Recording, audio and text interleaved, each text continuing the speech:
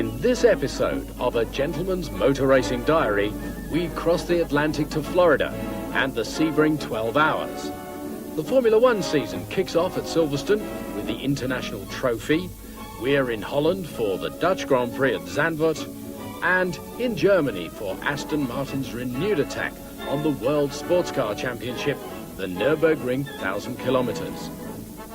Our film is the home movie record and diary of the late John Tate, whose words are spoken by his son Christopher.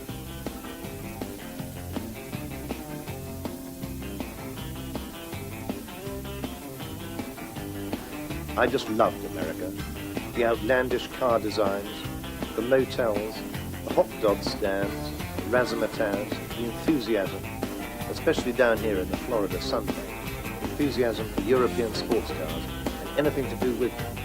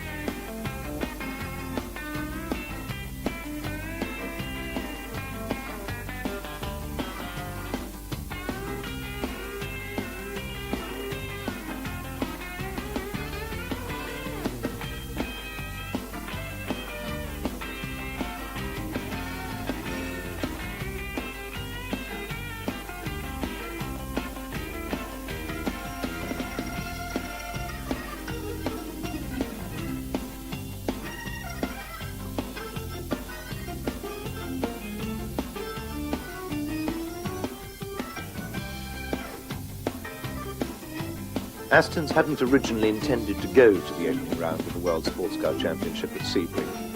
It wasn't in their budget. But the organisers agreed to pay for almost everything, and a single DBR1 was flown over for Roy Salvadori and the Texan Carroll Shelby to drive. The Aston looked good in the Florida sunshine, and Shelby couldn't wait to get his hands on it. Amongst the 65 starters, there was a fleet of Testarossa Ferraris. The driver list included Le Mans winners Hill and Jean Devien, Jean Vera, Cliff Allison, Chuck Day, Dan Gurney, Richie Ginther, and the Mexican Pedro Rodriguez.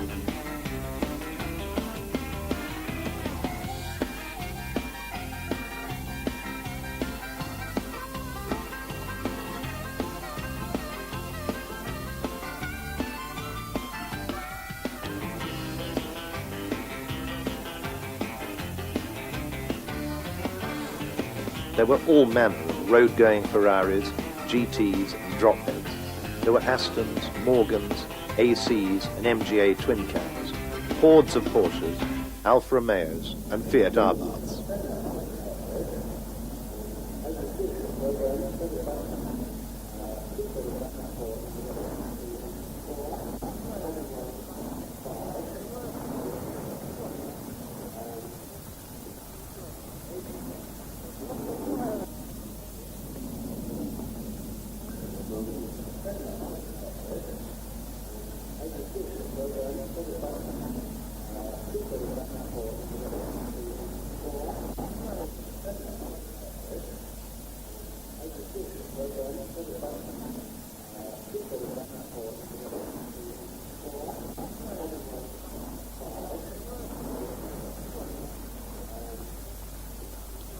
The driver's briefing had the usual, if somewhat unattentive, audience.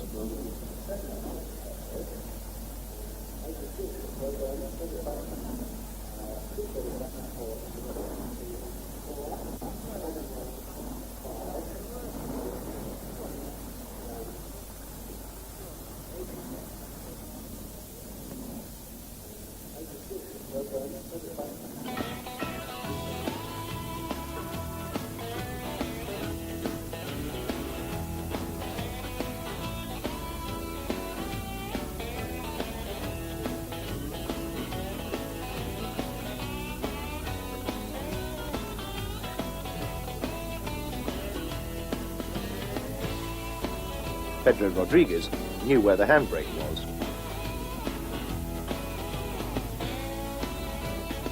Joe Bonnier and Phil Hill were deep in discussion.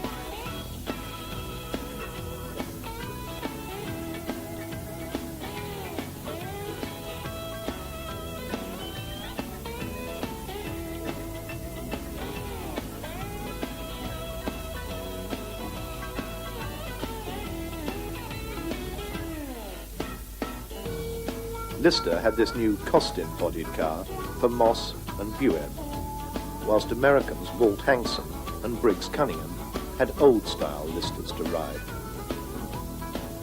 Reg Parnell was apprehensive for Aston Martin. Although Salvadori had set the lap record here a year ago, Aston's had only managed to get one car to the finish at Sebring in 6 years.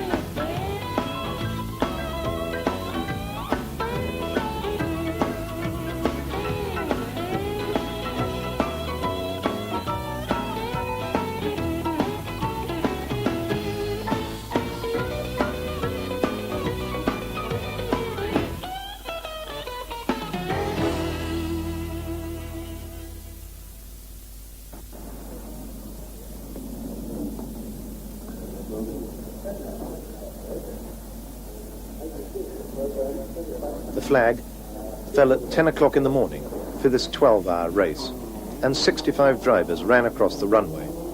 There's plenty of room for a Le Mans-type start here, and all got away safely, with Salvadori at the head of the pack. The race saw the debut of two interesting new British sports cars, the little Austin Healey Sprite and Colin Chapman's monocoque fiberglass coupe, the Lotus Elite. After 3 minutes, the pack was back, with Salvadori still leading, ahead of Rodriguez in the silver Ferrari. Then came Dan Gurney, Ferrari, and a gap to Berra, Ferrari, Bueb, Lister, and Hankson, Lister. Then big Dan Gurney got ahead of the Aston. Sebring is an operational airfield, and it's always a little disconcerting to have planes landing on runways adjoining the straight.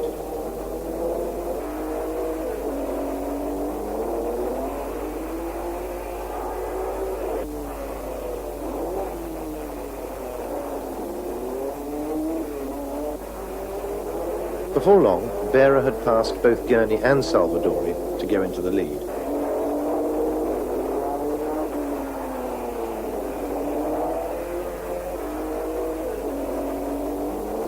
Ivor Bueb in the new Costin-bodied Lister lay fourth, closely followed by the American Walt Hankson. Briggs' Cunningham car, in the hands of Lake Underwood, was misfiring badly and being caught up by Von Trips in the rapid little Porsche. Shepard's DB24 looked painfully slow. Berra continued to build on his lead lap by lap. Salvadori's engine was now misfiring, and he'd fallen back into the clutches of the Porsches. Berra lapped tail enders 2 at a time on these wide-open runways.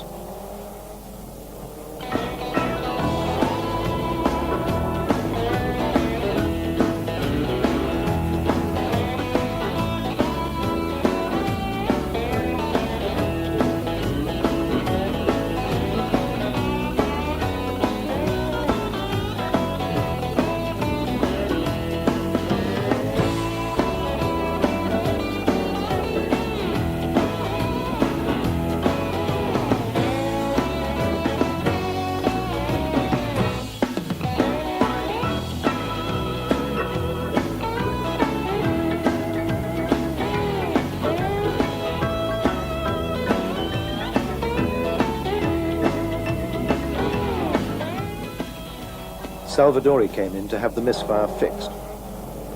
Jack Sock tried under the dashboard. Nothing there. Reg had another look, whilst Jack went back under the bonnet. John Wire said, "Try the other side." So Reg looked in the passenger footwell. Along came a track official. Perhaps he could find it. "It's not down here," said Reg. "Can you see it under there, Jack?" "What a cowboy outfit," joked Shelby, as Roy polished his goggles. By now, the Aston coupe was out with a leaking head gasket.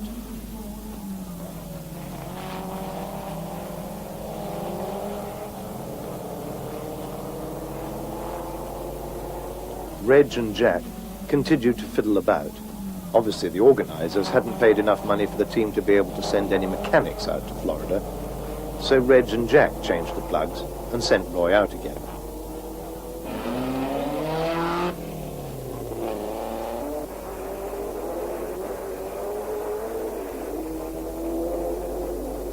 With 1 hour gone, the race order read Berra, Gurney, Jean de Bien, recovering from an early spin, all in Ferraris, Von Tripps's Porsche, an amazing 4th, and then came Hankson's Lister, ahead of 3 more Porsches.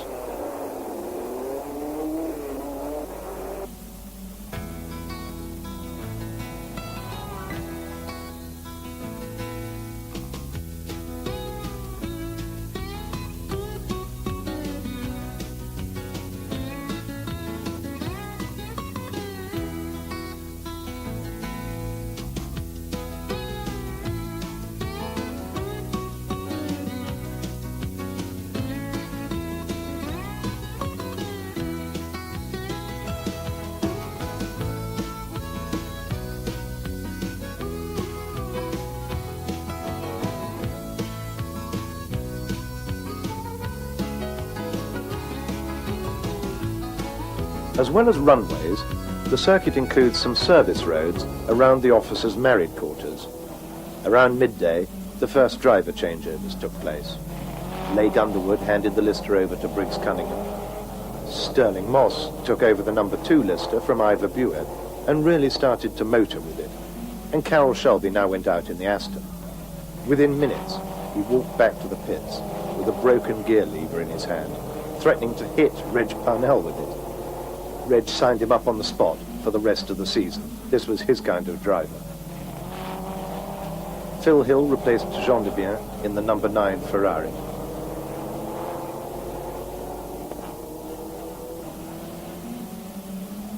The Van Buren Velasquez Alpha was one of only 5 retirements after 2 hours of racing.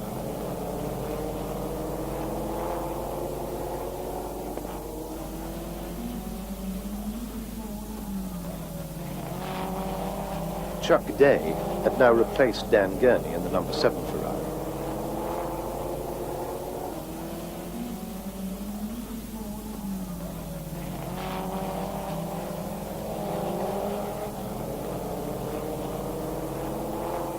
After 3 hours, Sterling Moss in the Lister was 4th behind the 3 Ferraris.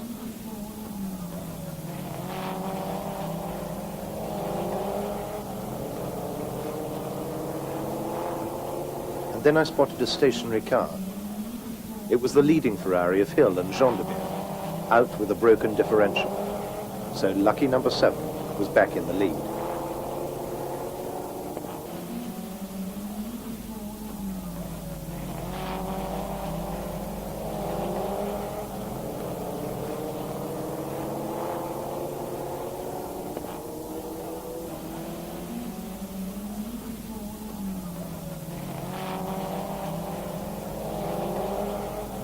Little Fiat Abarths were very impressive with their tiny 750cc motors.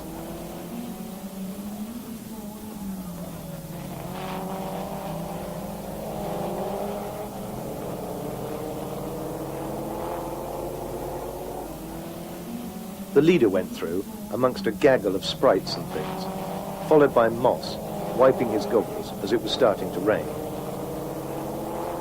In due course, Sterling was able to push the Lister into the lead, ahead of the Gurney Day and Berra Allison Ferraris. With so few retardants, the traffic congestion was still intense, and Lance Reventlow went through in number 12 Ferrari at the tail of such a bunch.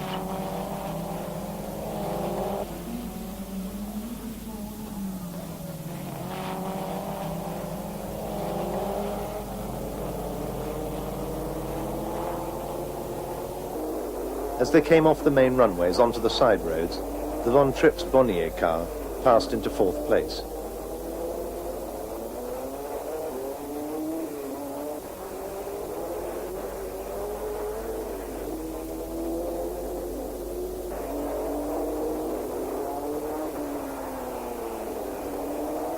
Entwistle's 2-litre Lotus 15 was still running, in spite of the model's notorious fragility, and Chapman himself was in the race, debuting his new Lotus Elite, partnered by the American Pete Lovely. Moss was piling on the pressure in the Lister, having just lapped Lance Reventlow in the Ferrari, a car that he was sharing with Ed Martin. George Reed's GT Ferrari looked massive amongst the smaller fry. The rain started to fall in earnest, and at half distance, Moss was still pulling away from the Ferraris. Much to the disgust of the 40,000-strong partisan American crowd, Ferrari's manager pulled their boys, Dan Gurney and Chuck Day, out of the number 7 car and handed it over to the previously redundant Olivier Gendevien and Phil Hill.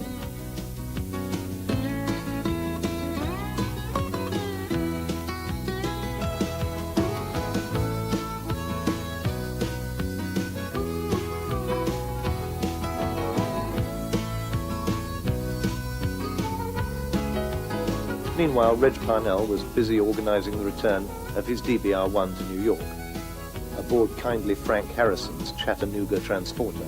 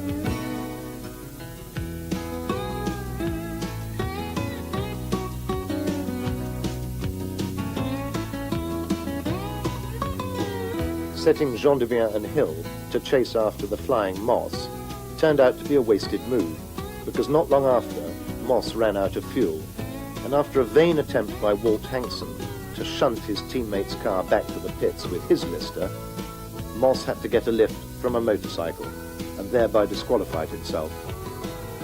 With 7 hours run, and in spite of the Le Mans-type weather, still only 11 out of the 65 cars had retired, and this was quite remarkable.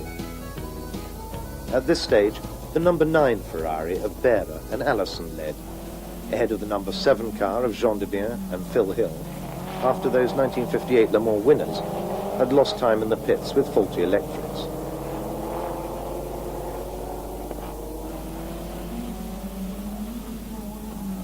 With the rain still pouring down, I watched Briggs Cunningham pass a tiny Oscar.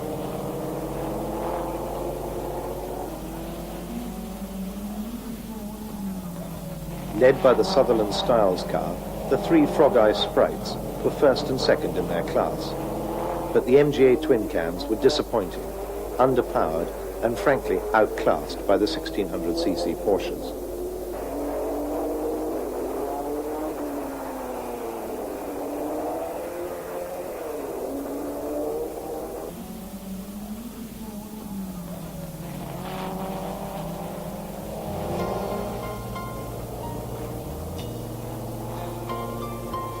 Sebring started to look as if a hurricane had just passed through, but in the spite of the ferocious spray, Phil Hill managed to stay on the road and close the gap on his teammate Bera.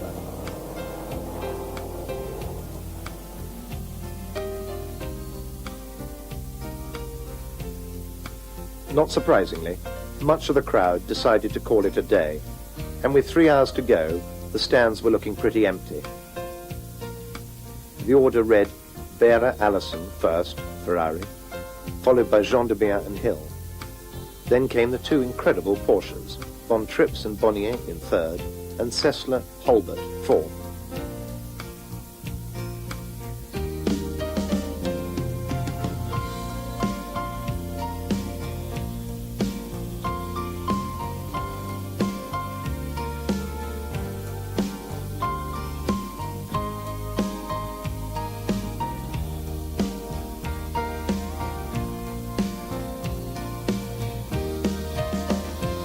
Then, just before dusk, the Jean de Bien Hill Ferrari retook the lead with Hill at the wheel.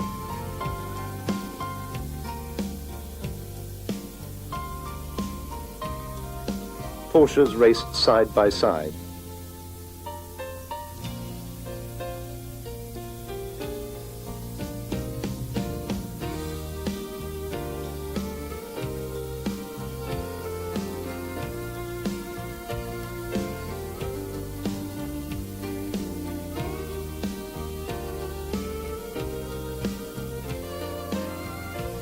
And as the sun went down over the Everglades, at last the rain eased.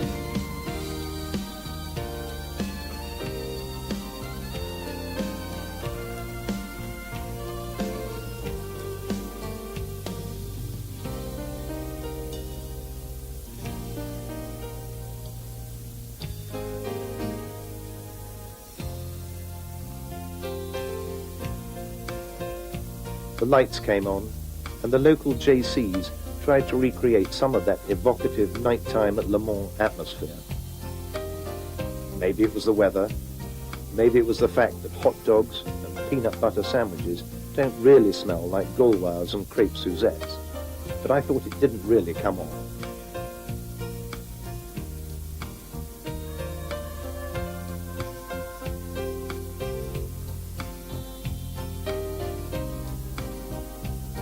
And so the 12 hours of Sebring came to a close with no changes in the order. The 2 Ferraris led home 3 Porsches, with the Johnny Fitch Edgar Barth machine in 5th place. And in 6th came the American-run Ferrari of Ed Martin and Lance Reventlow.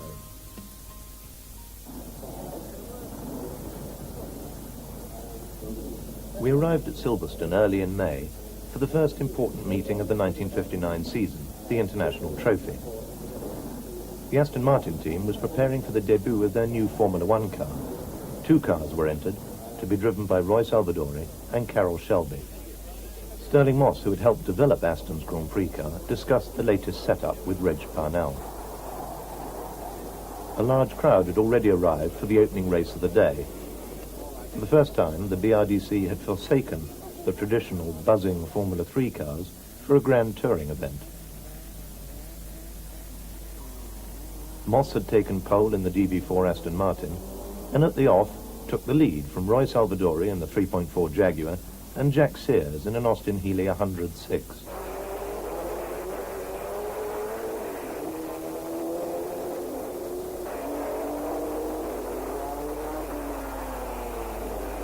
By the end of the first lap, Moss had pulled out a considerable lead over Salvadori, the Aston cornering with apparent ease compared to the bulbous Jaguar.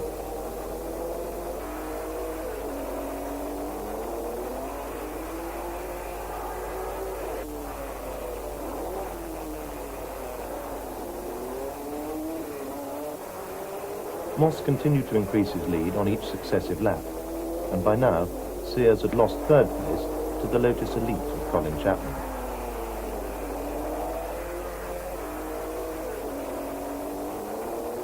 Moss eventually won by 13 seconds.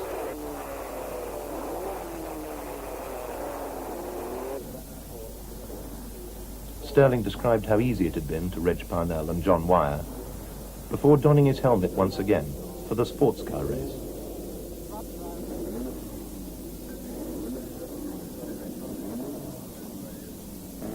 Roy Salvadori in John Coombs's 2.5-litre Maserati engine Cooper Monaco led from pole, with Moss in his Aston Martin second, and the 2-litre Lotus 15 of Graham Hill third.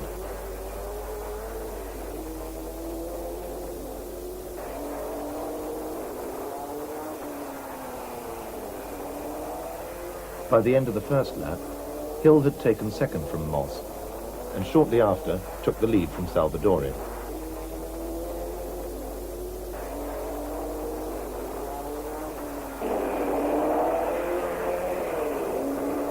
On the 8th lap, Jack Brabham in a Cooper Monaco squeezed past Moss.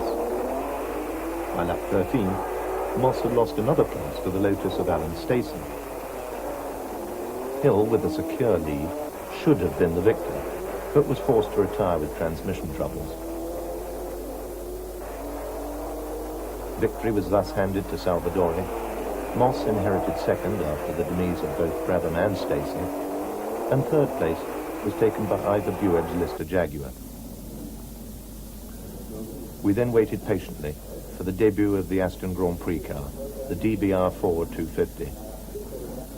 The car had been ready the previous year, but Aston Martin had decided to concentrate their 1958 efforts on sports car racing.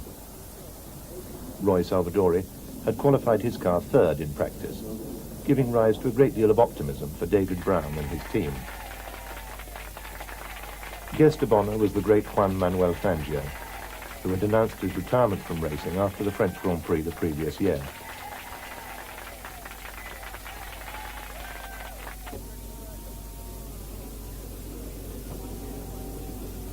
Carroll Shelby, in the second Aston Martin, was optimistic before the start of the big race. Jack Brabham was to drive the works Cooper. Tony Brooks partnered Phil Hill for Scuderia Ferrari. BRMs were entered for Sterling Moss and Ron Flockhart.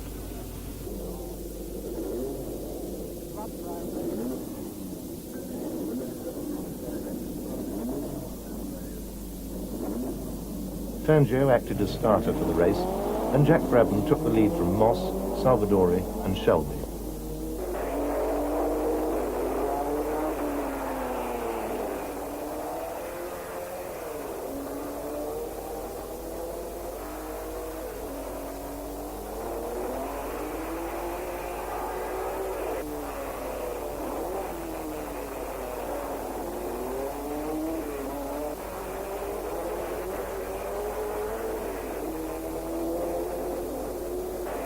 On the 5th lap, Moss suffered front brake failure, spun at Copse, and was lucky to be able to walk back to the pits to tell Tony Rudd all about it.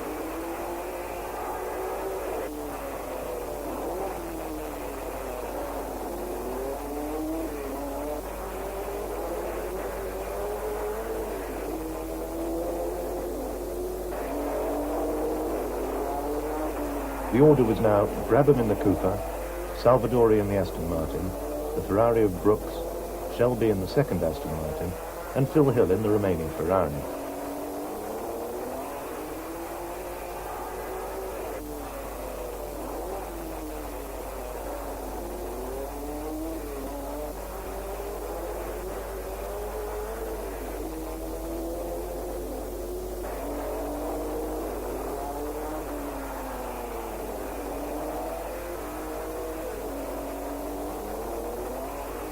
Salvadori managed to keep within about 3 seconds of the leader, but was in no position to challenge Brabham. Tony Brooks retired his misfiring Ferrari Dino 256. Le Patron, David Brown, was delighted with Salvadori's second place. However, Shelby and the sister car had lost top gear and was losing touch with the leaders. Tony Brooks despondently walked back down the pit lane. Pete Lovely fitted his Lotus to take on more oil. His teammate Graham Hill was already out.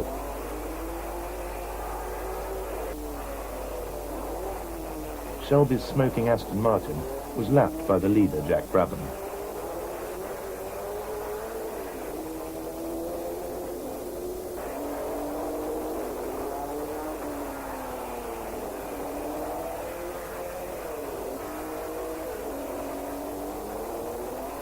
So Brabham won from Salvadori, with Ron Flockhart third, Phil Hill fourth, and the Cooper Maserati of Jack Fairman fifth.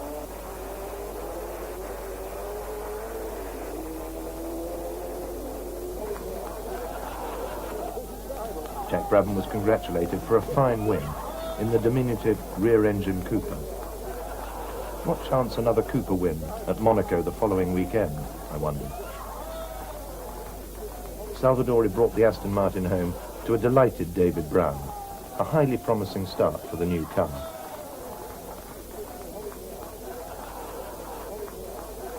Carroll Shelby complained that he'd had to walk back from Stowe Corner, where his car had finally stopped with bearing failure.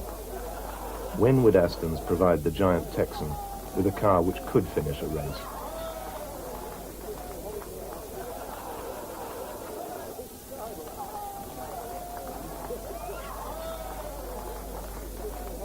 At the prize giving, Max Aitken of Express Newspapers presented the international trophy to Jack Brabham. David Brown collected trophies from Jim Russell and Colin Chapman.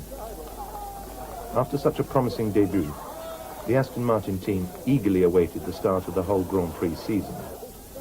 They would miss the Monaco race the following weekend and reassemble in Holland for the Dutch Grand Prix, where I was to join them.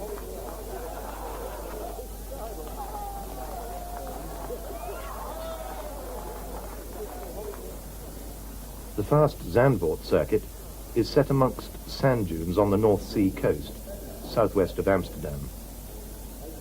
At Monaco, a seemingly certain victory for Stirling Moss was thwarted by his late retirement, handing the victory to the Cooper of Jack Brabham. BRM, having experienced brake problems at Monaco, had hired Stirling Moss to carry out extensive testing at Zandvoort in the week before the race. For the actual race, however, he reverted to his usual Rob Walker-entered Cooper climax. A parade of the drivers in immaculate Mercedes 190 SLs preceded the race. Ferrari drivers Jean Bera, Tony Brooks, and Phil Hill.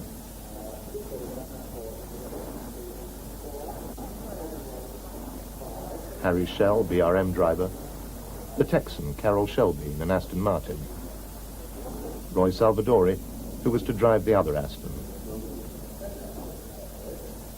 the Swede Joe Bonnier in the BRM, Jack Brabham looking confident, having won the first two Formula One races of the season. Innes Ireland making his Grand Prix debut for Team Lotus.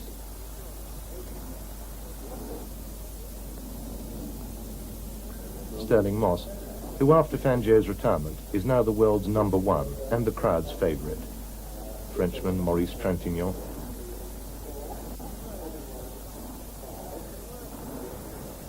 The dapper Graham Hill, looking the archetypal English gentleman.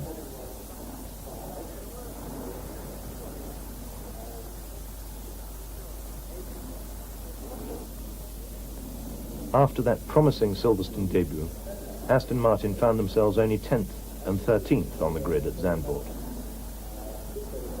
The Duke of Kent was the guest of David Brown in the Aston Martin pit.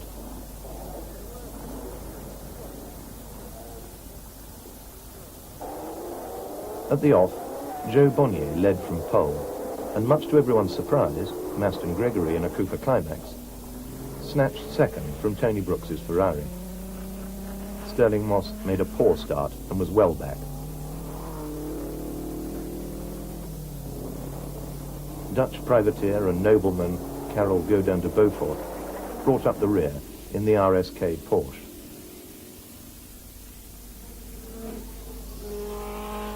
Gregory soon took the lead from Bonnier.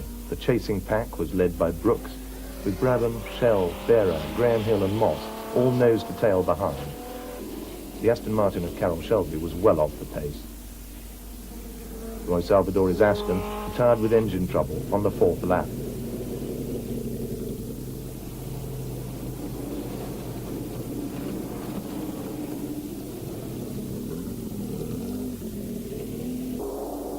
Gregory still held a slim lead over Bonnier, with the beautifully controlled Cooper of Jack Brabham chasing.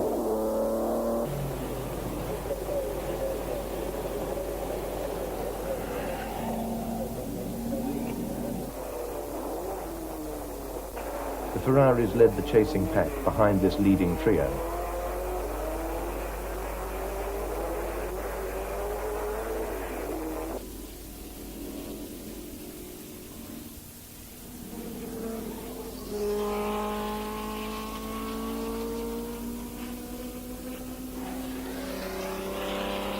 Then Gregory was slowed by gearbox troubles. Bonnier took the lead, but was then caught and overtaken by Brabham. Moss had fought his way up to third, past the mobile chicane that was Jean Berra's Ferrari. Bonnier then retook the lead by grass cutting at the chicane.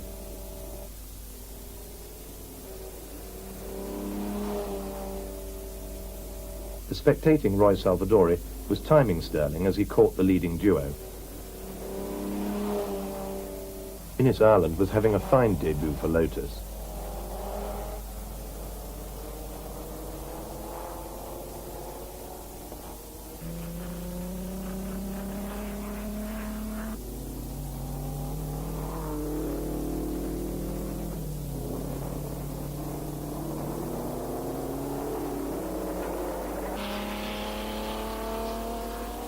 Jack Brabham lapped Berra's ill-handling Ferrari.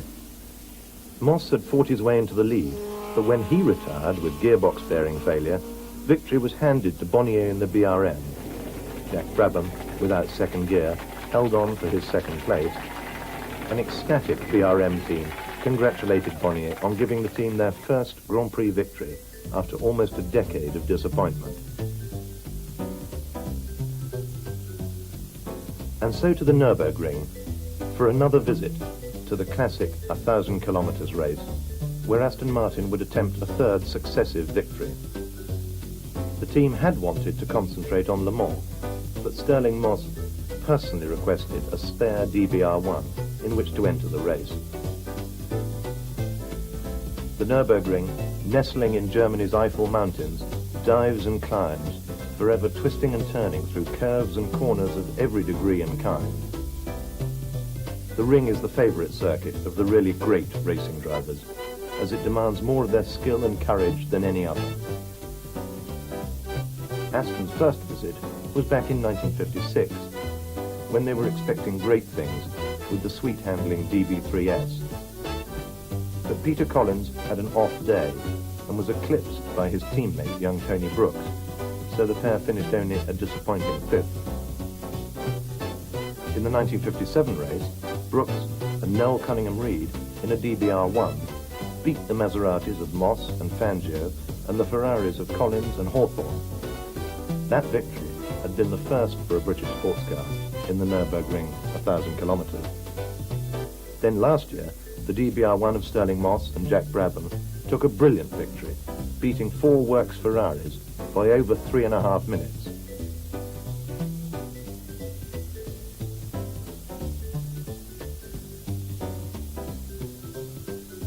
For 1959, David Brown's team would compete against the works Ferraris and Porsches.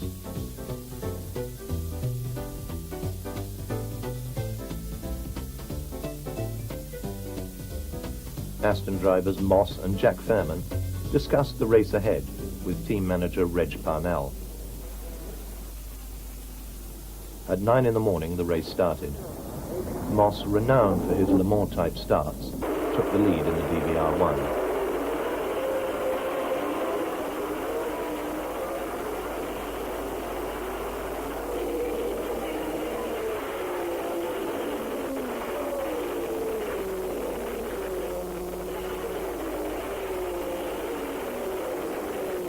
In a superlative driving display, Moss built up a lead over the Ferraris of Dan Gurney and Phil Hill.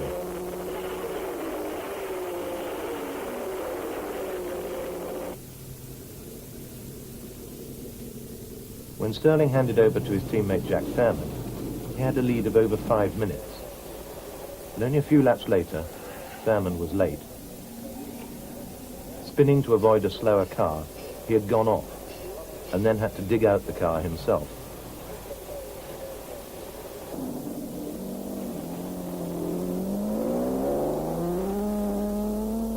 After the car was checked and found to be okay, Stirling took over again, now lying in 4th place on a wet circuit 70 seconds behind the leading Ferrari.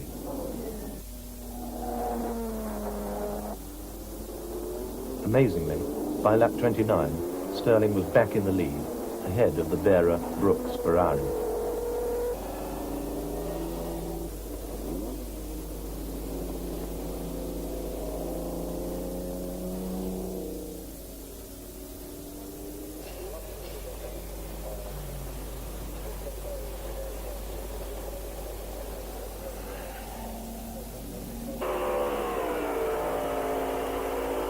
By lap 32, Moss had 150 seconds in hand.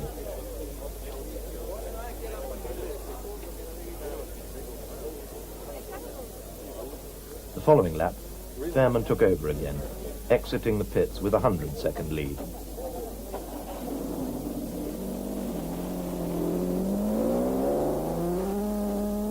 Sterling described the race to Reg Parnell and noted journalist Bernard Caillet.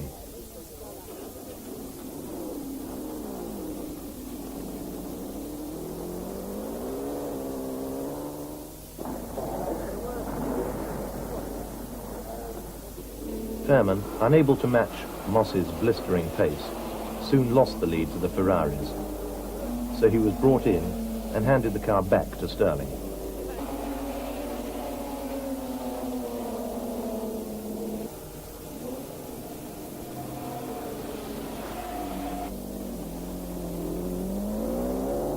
Sterling set off again, now in second place, with Phil Hill's Ferrari 22 seconds ahead. 4 laps later, Moss took over the lead again, and eventually won by over 40 seconds.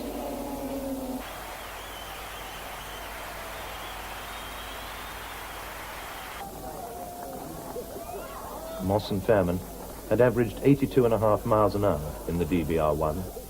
Sterling broke his 1958 lap record 16 times. The third successive Aston Martin victory in the 1,000 kilometres was probably Moss's greatest drive to date.